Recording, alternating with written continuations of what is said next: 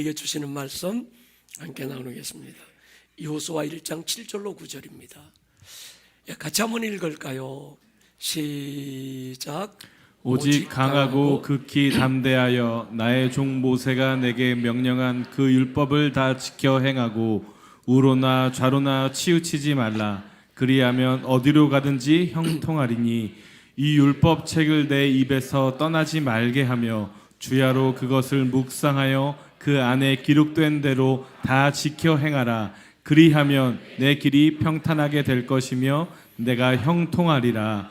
내가 내게 명령한 것이 아니냐. 강하고 담대하라. 두려워하지 말며 놀라지 말라. 내가 어디로 가든지 내 하나님 여호와가 너와 함께 하느니라 하시니라. 아멘.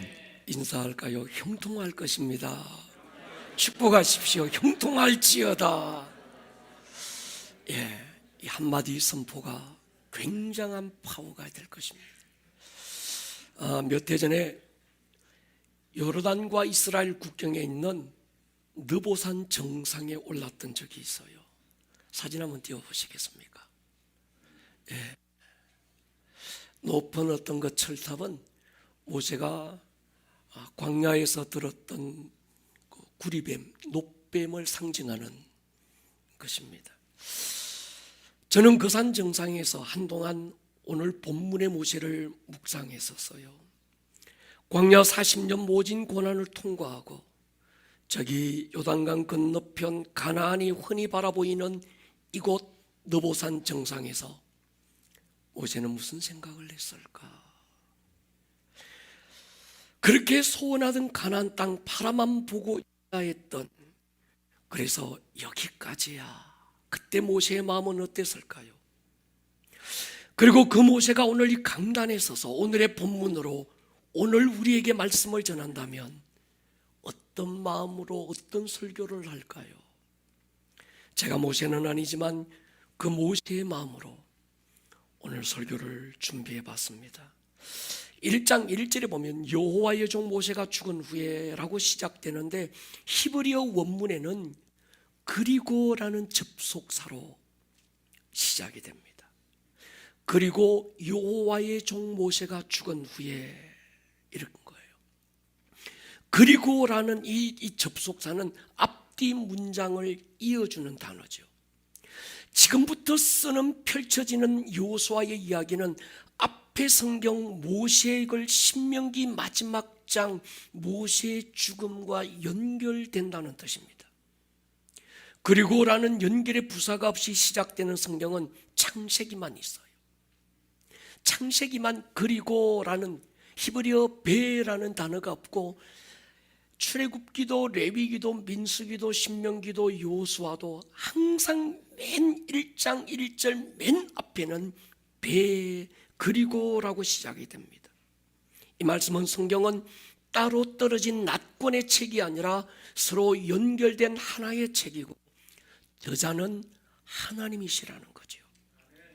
만약에 서로 다른 성경이 어떤 서로 다른 이야기로 다른 저자가 쓴 낫권의 책이라면 그리고라고 시작하지 않을 겁니다. 그렇다면 여호수아를 열기 전에 연결된 신명기 마지막 장 마지막의 사건을 알아야겠습니다. 같이 한번 읽겠습니다. 신명기 34장 5절 8절 은혜로 목소리와 함께 읽을게요. 시작. 이에 여호와의 종 모세가 여호와의 말씀대로 모압 땅에서 죽어 벳부올 맞은편 모압 땅에 있는 골짜기에 장사되었고 오늘까지 그의 묻힌 곳을 아는 자가 없느니라. 모세가 죽을 때 나이 120세였으나 그의 눈이 흐리지 아니하였고 기력이 쇠하지 아니하였더라. 이스라엘 자손이 모압 평지에서 모세를 위하여 애곡하는 기간이 끝나도록 모세를 위하여 30일을 애곡하니라. 모세가 죽고 모압 땅 어떤 골짜기에 장사됩니다. 여호수아와 모든 백성들은 가던 길을 멈추고 모압 평지에서 30일간 애도의 기간을 가져요. 이 모세의 죽음에는 두 가지 미스테리가 있습니다. 그의 나이 120세라고 밝히면서 그렇게 젊은 나이는 아니잖아요. 근데 덧붙이는 게 뭔가 하면 모세가 눈이 흐리지 않았고 기력이 쇠하지 않았다. 다시 말씀드리면 모세는 나이가 많아 병들어 힘이 다해 죽은 건 아니라는 겁니다. 120세 청년 모세였지만 모세의 죽음은 하나님의 어떤 뜻이 있어서 부르셨다는 것이죠. 또 하나는 모세가 죽어 장사된 곳이 모압 땅 벳부올 맞은편 어느 골짜기라는 것을 밝히지만 정확한 위치를 숨기고 있습니다. 하나님께서 모세의 시체를 감추신 이유가 뭘까요? 한 점에 불과했던 모세가 마치 우상처럼 여길 수 있는 백성들의 어리석음 때문에 하나님은 모세의 시체를 감추신 거지요. 그리고 이 신명기 마지막은 여호수아 1장 1절로 연결되는 거예요. 그리고 여호와의 종 모세가 죽은 후에 여호와께서 모세의 수종자 눈의 아들 여호수아에게 말씀합니다. 내 종 모세가 죽었으니 이제 너는 이 모든 백성과 더불어 일어나라. 그리고 요단을 건너가라. 내가 그들 곧 이스라엘 자손에게 주는 바로 그 땅으로 가라. 연결이 되는 거예요. 이번에 여호수아를 깊이 묵상하면서 하나님께서 새로운 차원으로 오늘 본문을 보게 하셨습니다.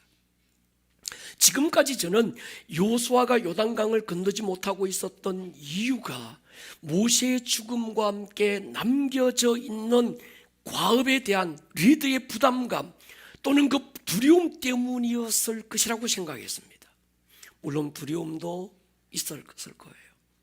그런데 오늘 하나님께서 새로운 시각을 열어주신 게 지금 여호수아가 요단강가에서 머뭇거리고 기다리고 있는 건 어떤 두려움 때문이 아니라 하나님의 명령이 떨어지기를 기다리고 있었다는 건 아니었을까요?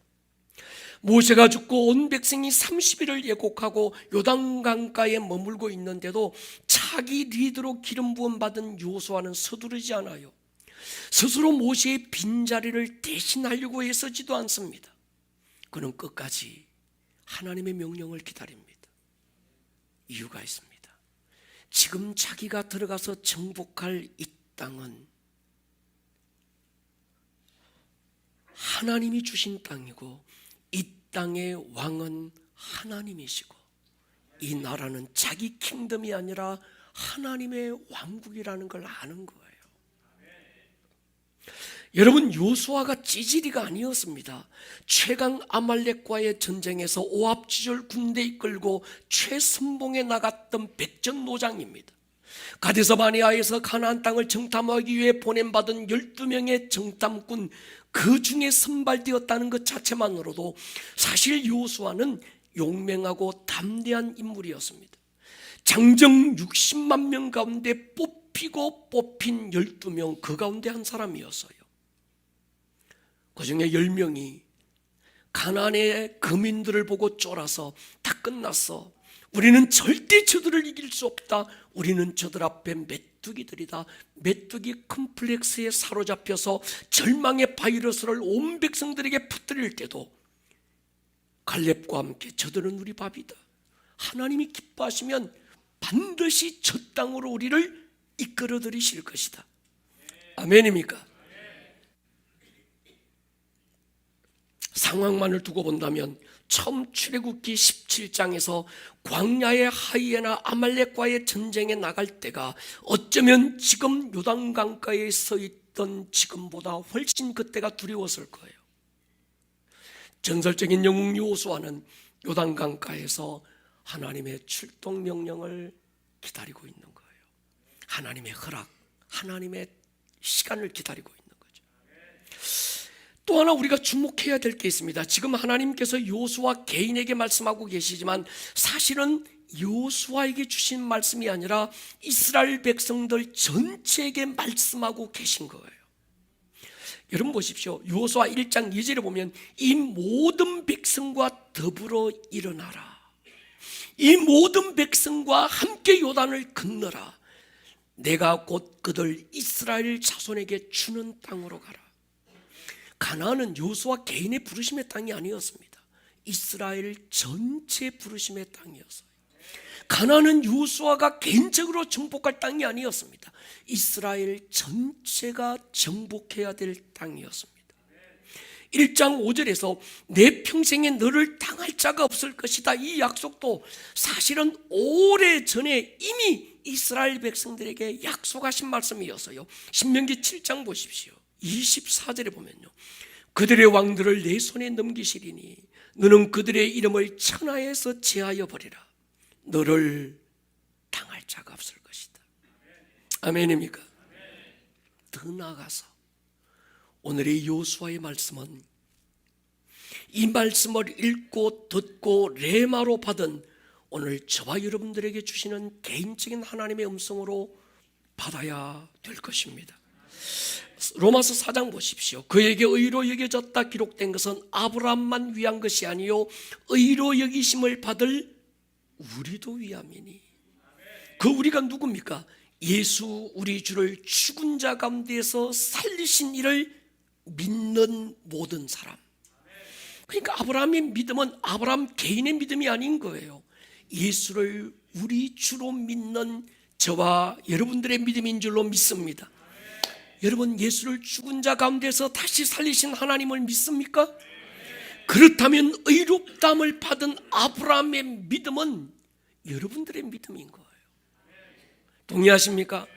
그 믿음으로 이미 당신도 의롭다함을 받았다는 확신이 필요합니다. 이건 바울만이 한 얘기가 아니고 예수님도 이걸 확정했어요. 요한복음 17장 주님의 기도 가운데서 우리 같이 한번 읽겠습니다. 시작.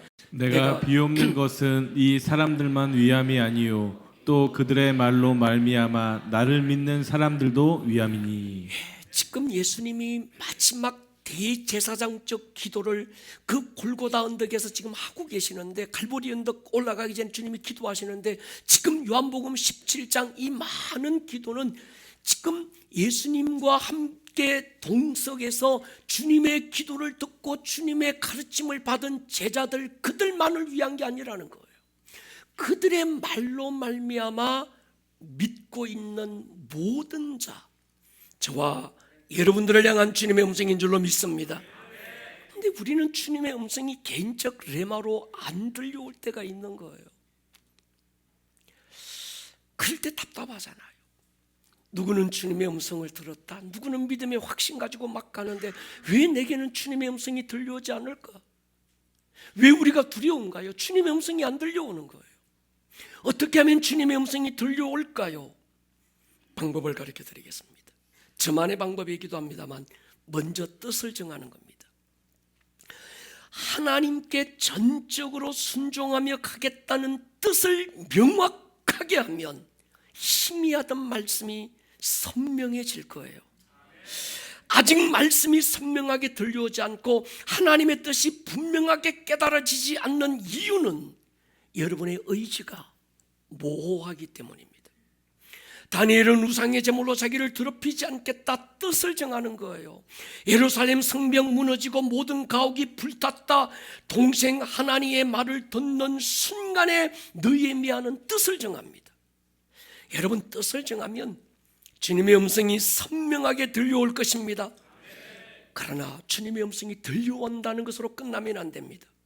많은 분들이 여기서 끝나요. 자기의 자랑은 나 주님의 음성을 들었어, 주님 내게 말씀하셔서. 여러분, 이것이 자랑이 아닙니다. 우리의 자랑은 그 말씀을 듣고 순종하는 거예요. 아멘입니까?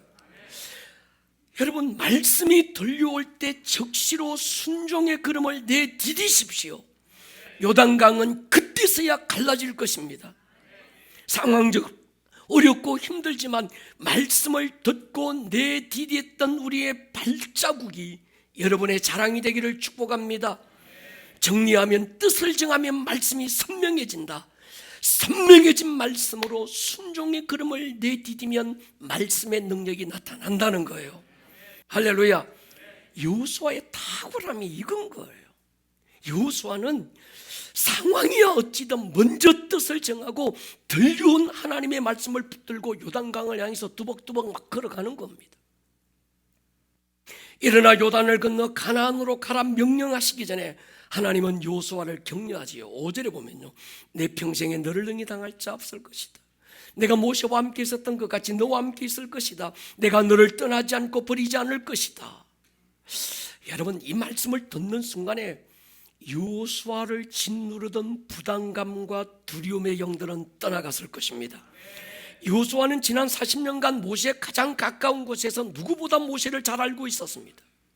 여호수아는 개인 여호수아가 아니라 모세 시종 여호수아였어요. 이 모세 시종이라는 그의 닉네임은 40년간 뗄래야 뗄 수 없었던 또 하나의 그의 정체성이었습니다. 모세가 산을 오를 때 그도 함께 산을 올랐어요. 모세가 하나님과 대면하던 그 성막에 거할 때 그도 수종들며 성막 안에 머물렀습니다. 모세는 지치고 피곤해서 자기 진으로 돌아갔지만 여호수아는 임재의 자리를 떠날 수 없어 그 자리를 지키고 있었던 사람이었어요. 하나님이 모세와 함께 하시니까 어떤 역사가 일어나는지 현장에서 두로 똑똑히 보았습니다.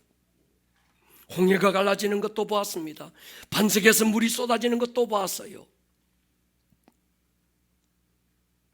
모세가 손을 들자 어떤 역사가 일어나는 걸 본 거예요. 처음에는 아말렉을 이긴 것이 자기가 잘 싸워 이긴 줄 알았습니다. 근데 나중에 알고 보니까 그 이김은 자신의 탁월함이 아니라 모세의 중보의 손에서 결정됐다는 걸 알아요. 그의 믿음이 깊어지면서 그 능력은 자신도 모세도 아니고 모세가 높이 들었던 그 손을 함께 붙들어 주신 하나님의 손에서 나온 힘이라는 걸 깨닫는 겁니다.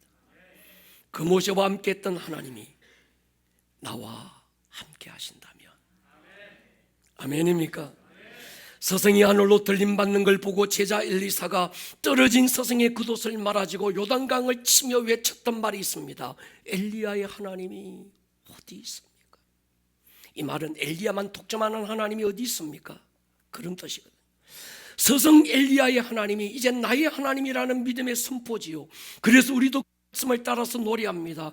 엘리야의 하나님은 나의 하나님, 엘리야의 두둥두둥 하나님은. 동의하십니까? 이젠 더 이상 하나님은 엘리야의 하나님이 아닌 거지요. 그 엘리야의 하나님이 여러분의 하나님인 줄 믿습니다. 당신이 엘리야의 하나님을 찾고 있을 때 하나님은 내가 누구를 만나면, 어디에 가면 나의 엘리야를 오늘 만날 수 있을까? 하나님께서 여호수아에게 분명하게 말씀했습니다. 나는 이젠 더 이상 모세의 하나님이 아니라 너의 하나님이다. 나는 죽은 자의 하나님이 아니라 산 자의 하나님이다. 여러분, 하나님을 당신의 배경으로 삼으시기를 축복합니다. 시편 146편에서 권면해요. 너희는 도울 힘이 없는 인생을 의지하지 마라. 잘나고 똑똑했던 귀인들도 의지하지 마라. 여호와 자기 하나님께 소망을 두라는. 아멘입니까? 야곱의 하나님으로 자기의 도움을 삼아라. 누가 복 있는 사람인가? 그 사람이 복 있는 사람이라는 거예요. 여러분, 하나님께서 어떤 부르심의 현장으로 이젠 스타트하려고 딱 스타트할 그 즈음에 우리에게 요구하는 게 있어요. 사람 의지하지 않는 거예요. 아멘입니까? 돈 의지하지 않는 거예요. 사람 따라가지 마세요. 돈 따라가지 마세요. 하나님을 배경으로 삼으십시오. 하나님을 도움의 수단으로 삼으십시오. 예수님이 남기신 말씀 가운데 위로가 되는 말씀, 격려가 되는 말씀, 우리의 어떤 미래를 완전 오픈하여 여는 말씀이 있습니다. 나를 믿는 내가 했던 일을 그도 할 것이고 이보다 더 큰 일도 할 것이다. 이유는 내가 아버지께로 가기 때문이고, 아버지께로 가면 성령을 보내주실 것이기 때문이다. 지금은 찌질이처럼 보이고 천방지축 제자들이지만 주님은 그들이 더 큰 일을 할 것을 알고 계셨습니다. 그들의 어떠함이 아니었어요. 그들 안에 임하실 성령님의 어떠하심을 아는 거예요. 여러분, 제자들이 탁월해서 부르신 게 아닙니다. 부름 받았기 때문에 탁월해진 거예요. 아멘입니까? 실제 제자들에게 성령이 임하면서 갈릴리 촌부들이 세계를 바꾸는 게임 체인저로 변화됩니다.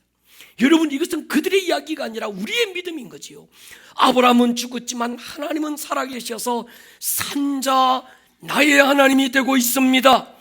모세의 하나님은 죽었지만 하나님은 오늘 여전히 살아계셔서, 죄송합니다, 모세는 죽었지만 우리 하나님은 오늘도 살아계셔서 나의 하나님이 되고 있는 줄로 믿습니다.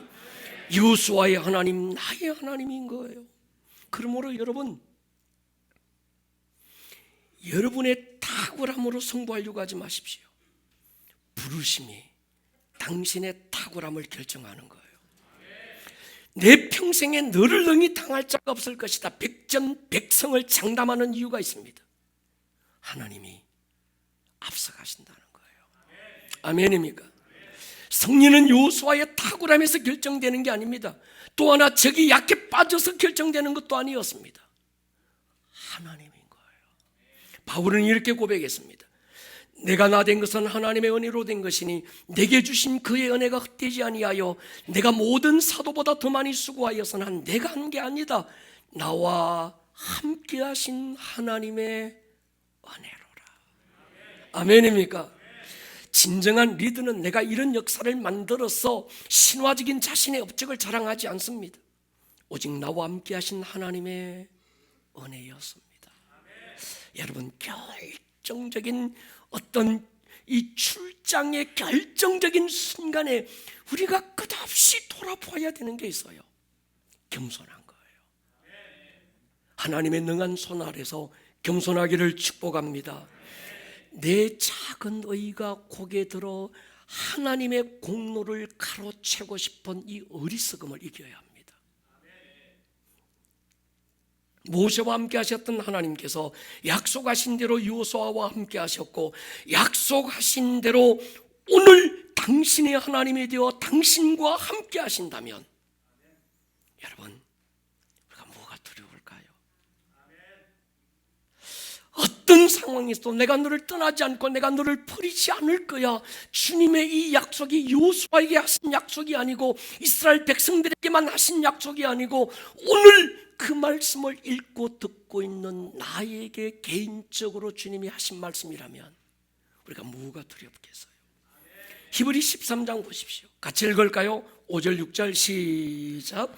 돈을 사랑하지 말고 있는 바를 족한 줄로 알라. 그가 친히 말씀하시기를 내가 결코 너희를 버리지 아니하고 너희를 떠나지 아니하리라 하셨느니라. 그러므로 우리가 담대히 말하되 주는 나를 돕는 이시며 내가 무서워하지 아니하겠노라. 사람이 내게 어찌하리요 하노라. 선포가 되십니까? 여기서 우리가 주목해야 될 단어가 있습니다. 우리가 담대히 말하되 시작된 말씀이 나를 내가 내게 어찌하리요, 개인적 선포로 바뀌고 있는 거예요. 하나님은 우리 아버지가 틀림없지만 그분의 약속은 믿음으로 반응하는 개인의 몫입니다. 하나님이 나와 함께 하시고 나의 손을 붙들고 나를 돕는데 사람들이 내게 어찌할까요? 여러분, 사람 두려워하지 마세요. 실제 이스라엘이 가나안 땅에 들어갔을 때 가나안 족속은 이미 이스라엘의 소문 듣고 간담이 녹아 있었습니다. 여호수아 2장 9절 보십시오. 여호와께서 이 땅을 너희에게 주신 줄을 내가 아노라.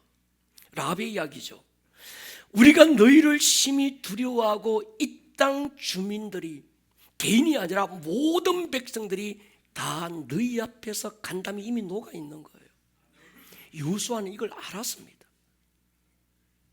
그 땅을 정탐해 봤고 그 땅에서 일하시는 하나님을 봤고 하나님이 나와 함께 하신다는 확신이 있었고 그가 나를 여기까지 인도하셨다는 확신이 있었던 거예요. 들어가기 전에 하나님께서는 이미 그들의 간담을 녹게 했다는 거예요. 그러니까 여호수아가 지금 뭐 쫄아가지고 두려워서 지금 빌빌대고 왔다리 갔다리 하고 막 곤머리 싸매고 있는 그게 아니라는 게 눈이 뜨이진 거예요. 할렐루야. 여호수아는 강하고 담대했습니다. 하나님이 이미 거기서 일하고 계시는 걸 본 거예요. 그래서 그가 뭐라고 그럽니까? 일어나라, 요단을 건너가자. 저는 개인적으로 요사밧 왕의 믿음의 선포를 좋아합니다. 역대하 20장 6절에 보십시오. 우리 조상들의 하나님 여호와여, 주는 하늘에서 하나님이고 뿐만이 아닙니다. 이방 모든 나라 모든 사람들을 통치하신다. 주의 손에 능력과 권세가 있는데 누가 주와 맞설 사람이 있겠습니까? 여러분, 세상 나라는 미국은 뭐 어떤 그 나라 대통령이 움직이는 게 아닙니다. 하나님의 경령의 손이 움직이는 줄로 믿습니다. 주와 맞설 자가 누가 있겠어요?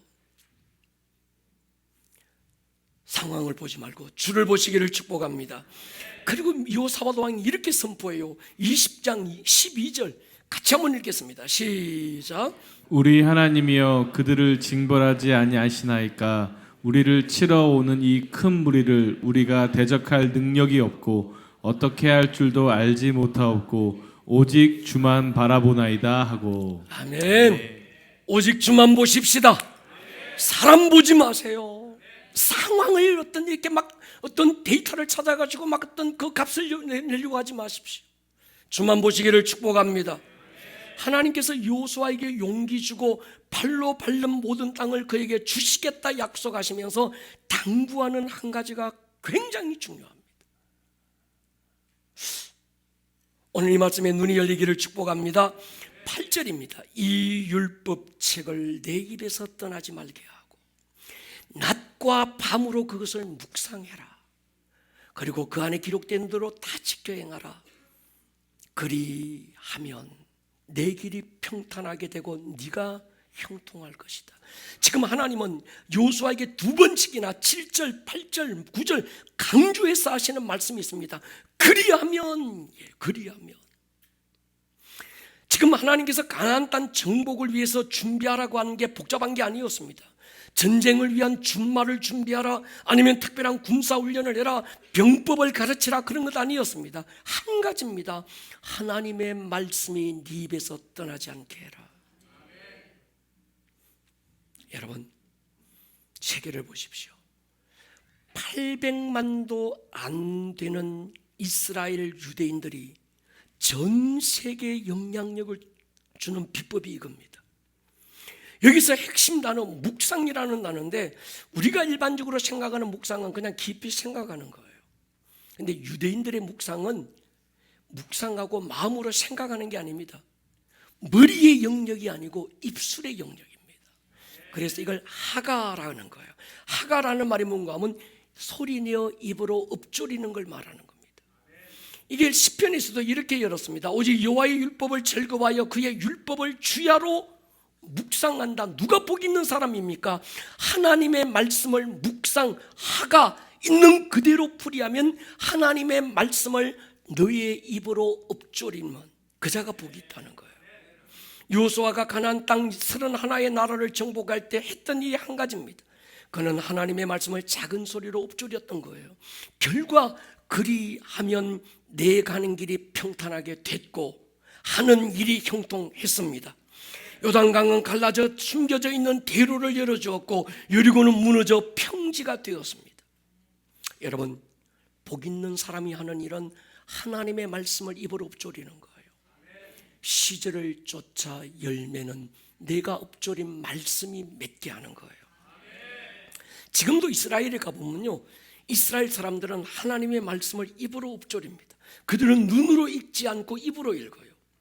여러분, 혹시 이스라엘을 방문하실 때 통곡의 벽, 서쪽 벽을 한번 가보시면요, 거기에 가운데 센터가 있고 양쪽에 오른쪽은 여자들이, 왼쪽은 남자들이 들어가는 곳입니다.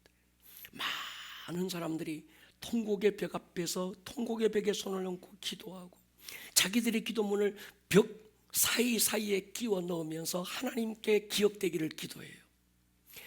남자들에 있는 거기에, 저는 여자들을 가보지 못해서 모릅니다, 있는지 없는지. 근데 남자들 거기에 들어가서 왼쪽으로 딱 고개를 돌려보면 큰 동굴이 있어요. 그 동굴이 굉장히 깊습니다. 거기에 들어가면 아빠가 아들과 함께 하얀 그 포를 덮어 쓰거나 뭐 이래가지고 하루 종일을 딱 요 자세예요. 그 사람도 몸을 흔듭니다. 몸을 흔들면서 뭐라고 도대체 못 알아듣는 말을 그냥 막 죽이고 있는 것 같은데, 보면 그들은 토라인 하나님의 말씀을 계속 하루 종일 막 이래요. 뭐 별로 폼은 안 났는데, 근데 보면 하루 종일 하나님의 말씀을 작은 소리로 또 엎조리고, 아빠가 한 절, 아들이 한 절, 아빠가 한 절 막 이렇게 번갈아가며 엎조리고 있습니다. 그들은 하나님의 말씀을 재해석하려고 노력하지 않아요. 그들은 하나님의 말씀을 어떤 프로그램으로 만들려고도 하지 않습니다. 하나님의 말씀은 그 자체가 영이고 생명입니다. 하나님의 말씀은 자체가 살았고 운동력이 있는 거예요. 우리가 입으로 엎조리는 것만으로도 살리고 치유하고 온전케 하고 형통케 하는 능력이 될 줄로 믿습니다. 우리 교회는 하루에 10장씩 말씀을 소리내서 전 교인들이 읽고 있습니다. 혹시나 찔리시거든 지금부터 도전해 보시기를 축복합니다. 그리고 눈으로 읽지 마세요. 말씀은 입으로 읽는 거예요. 여러분들이 말씀을 소리내서 읽을 때 그 말씀은 소리가 아니고 바람의 어떤 움직임을 통해서, 마찰을 통해서 만들어낸 바람이 아니라 그 말씀은 영이고 생명이 될 것입니다. 어둠의 영들이 떠나갈 것입니다. 질병의 군원이 녹아내릴 거예요. 집안 전체에 새로운 영적 질서가 만들어질 것입니다. 가족들 단톡방을 만들어서 자녀들과 오늘 읽은 말씀의 은혜를 공유하십시오.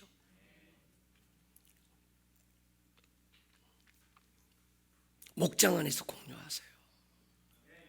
할렐루야. 여러분, 하나님은요, 저는 그런 확신이 있어요. 우리의 자녀들이 세상이 감당할 수 없는, 정말 이 시대의 레전드가 되고 이 시대 게임 체인저들이 돼서 이 시대를 이끌어가는, 길을 내고 문을 여는 선두에 선 어떤 라스트로서의 어떤 최고의 선봉에 서서 이 시대를 이끌고 갈 수 있다는 확신이 있는 이유가 있습니다. 우리 교회 아이들 보세요. 하루 유치부는 유치부대로, 이게 글자를 모르는 애들이 성경 읽다가 글자 다 터뜨렸어요. 5살 되면 한글 다 뗍니다. 왜? 말씀 읽다가 떼는 거예요. 할렐루야. 아동부, 청소년부, 청년부 보십시오. 우리 장년부, 지금 우리가 19독째 하고 있잖아요. 여러분, 말씀을 읽으십시오. 읽다가 개인적으로 레마로 주시는 말씀이 있으면 두 손 번쩍 들고 믿음으로 선포하기를 축복합니다. 여러분, 대안을 찾지 마세요. 대안이 없습니다. 하나님은 어디에도 대안을 남겨두지 않았습니다. 원한을 주신 거예요. 원한은 하나님의 말씀입니다. 하나님의 말씀은 그때나 지금이나 세상을 이길 원한인 줄로 믿습니다. 여호수아가 잘한 것 그거 하나입니다. 말씀을 소리내서 엎조렸는데 요단강이 갈라진 거예요. 말씀을 엎조렸는데 여리고가 무너진 겁니다. 말씀을 소리내서 읽었는데 그 말씀이 영이요 생명이라, 그 말씀이 대로를 열었고 평탄케 했고 형통케 했습니다. 어떤 분이 그래요. 그분 말씀을 너무 잘 쪼개요. 말씀이 창작이 아닙니다. 말씀 쪼개려고 하지 마세요. 말씀을 막 연구하려고 하지 마세요. 말씀은 연구 대상이 아닙니다. 아멘입니까? 당신이 연구하지 않아도 하나님의 말씀은 자체로 완벽하고, 당신이 쪼개서 억지로 해석하려고 하지 않아도 하나님의 말씀은 자체가 생명입니다. 그러니까 읽으세요. 읽다가 아름다운 꿈의 교회 밴드에 들어오시면 담임 목사가 그날에 읽고 선포했던 말씀이 올려져 있을 거예요. 그냥 눈팅만 하지 마시고 아멘 댓글 달고 가십시오.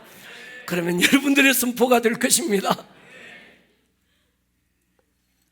여러분, 근데요, 여호수아가 실수한 게 있어요. 모세는 다음 세대 여호수아에게 철저하게 말씀을 엎조리고 말씀을 전수합니다.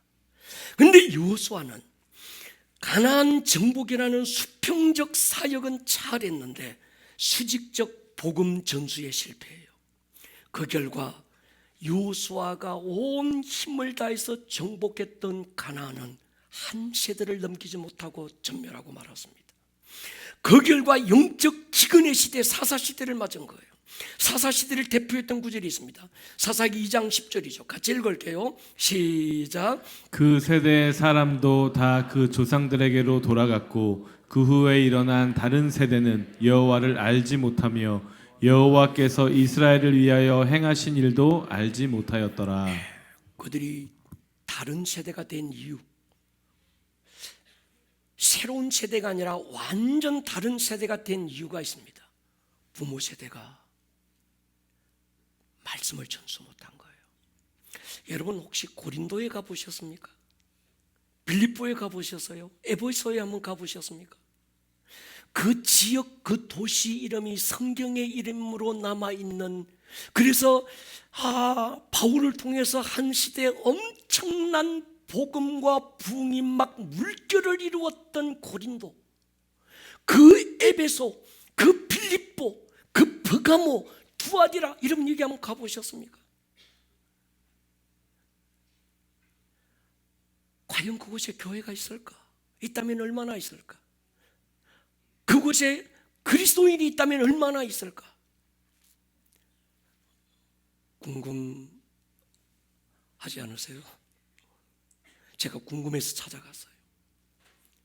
12명의 바울과 그의 제자들이 성령 받고 정말 한 도시, 신흥도시, 무역도시 에베소를 초토화시켜 놓고 완전 영적 공기를 바꾸었던 그 현장, 그 에베소 교회가 얼마나 있을까?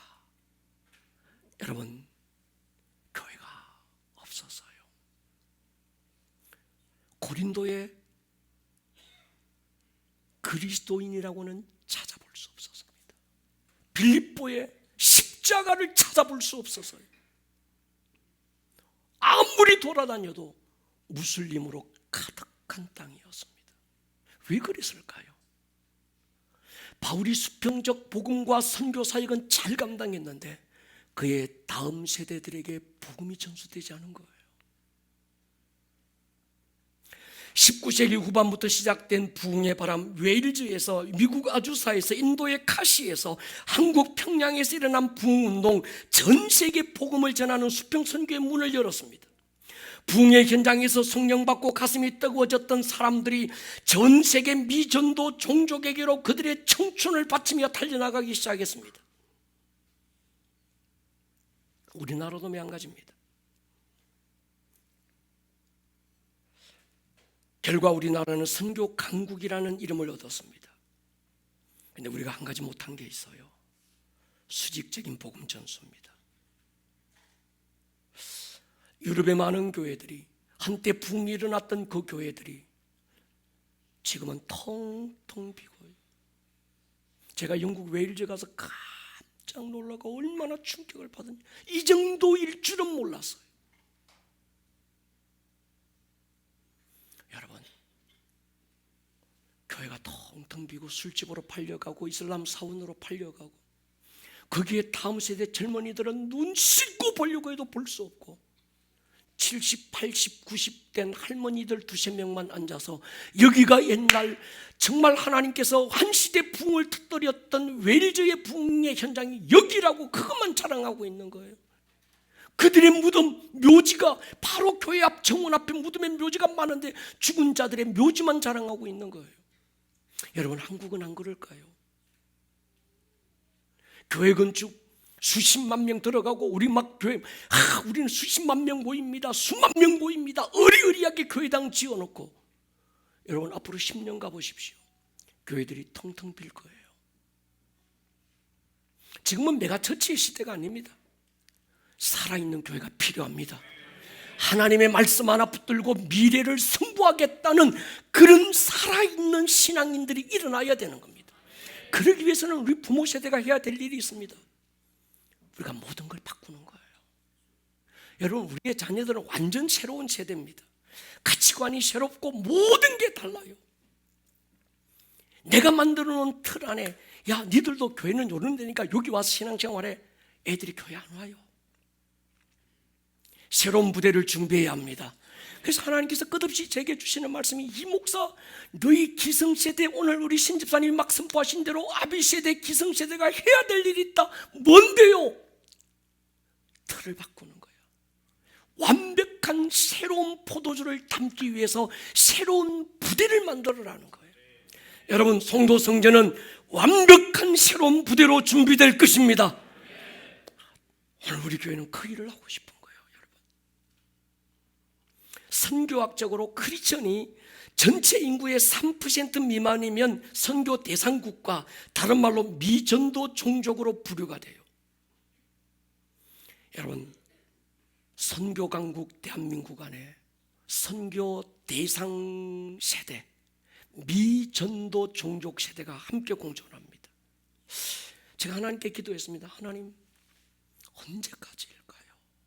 그때 하나님이 제 안에 주신 마음이 참 안타까웠습니다. 그루터기만 남을 때까지야. 남은 자 그루터기들을 통해서 주님은 새로운 포도주를 부을 것입니다. 동의하십니까? 앞으로 우리 다음 세대는 어쩌면 더 황폐해지고 더 기근의 때를 지나갈지 모르겠습니다. AI가 어떻고 4차 산업이 어떻고, 이런 어떤 시대적인 흐름에 우리 아이들이 발맞추어 가면서 이 신앙이라고 하는 우리 믿음을 어쩌면 가치 없는 것처럼 여겨질 수도 있을 거예요. 그러다 보니까 소수의 남은 자 몇몇만 그루터기만 남을 때까지 이 시대는 어쩌면 더 황폐해질 수 있습니다. 그렇지만 그 그루터기에 꽃이 필 때가 있을 거예요. 할렐루야. 주님은 새로운 기름을 붓겠다는 거예요. 우리가 새로운 부대가 되기를 축복합니다.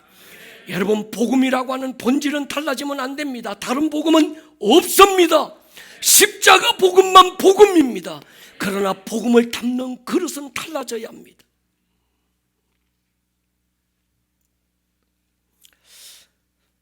최강 하나님을 자신의 배경으로 삼은 이 사람들, 세상 전략에 신경 쓰지 않았습니다.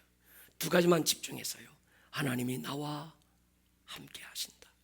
하나님이 나의 하나님이다. 또 하나, 말씀을 읊조리는 거예요. 동의하십니까? 여러분, 사격도 정조준에서 사는 사격이 있고 산탄 사격이 있습니다. 그냥 막 뿌리는 사격이 있습니다.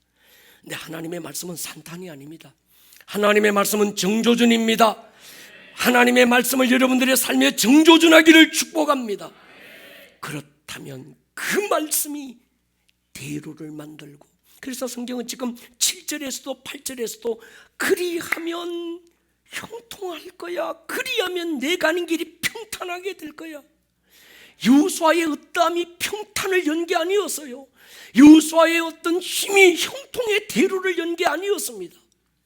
그가 입으로 읊조린 그 말씀이 대로를 연 거예요. 여러분, 우리 다시 한번 도전해 보십시다. 남들이야 뭐라고 하든 말든 하나님의 말씀을 10장씩 교회가 만들어 놓은 이미 프로그램이 있습니다. 그게 뛰어드십시오. 그래서 10장씩 한번 읽어내 보십시다.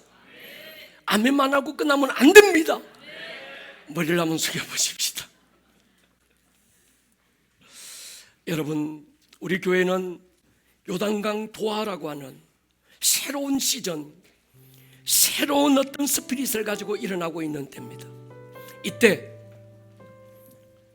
우리가 붙들어야 될 게 있습니다. 말씀입니다. 약속입니다. 하나님이 나와 함께 하신다. 하나님이 앞서 길을 열고 있다. 나는 말씀을 붙든다. 내가 붙든 말씀이 나를 붙들고 내가 지킨 말씀이 나를 지킨다. 우리는 그렇게 가야 합니다. 여호수아 시전에, 도전과 응전, 그리고 모금의 시전에, 하나님이 준비하신 새로운 땅을 향해 달려가는 데 있는 이 시전에 여러분, 다시 말씀으로 돌아가 주십시오. 아멘. 다시 말씀을 붙드십시오. 아멘. 그 말씀이 여러분들을 붙들게 하십시오. 아멘. 할렐루야. 아멘. 이 시간 두 제목 불끈 한번 움켜쥐고, 주여, 내가 다시 말씀에 붙들릴 것입니다. 아멘. 내가 다시 말씀을 붙들 것입니다. 아멘. 이 말씀이 나를 붙들어 주십시오. 아멘. 열매를 보게 하여 주십시오. 아멘. 주여 한번 부르고 기도합니다. 주여. 오늘 들었던 이 말씀이 듣는 말씀에서 끝나지 않고 여러분들의 삶에 살아내는 말씀으로 생명력 있는 말씀이 될 수 있기를 주님의 이름으로 다시 한번 축복합니다.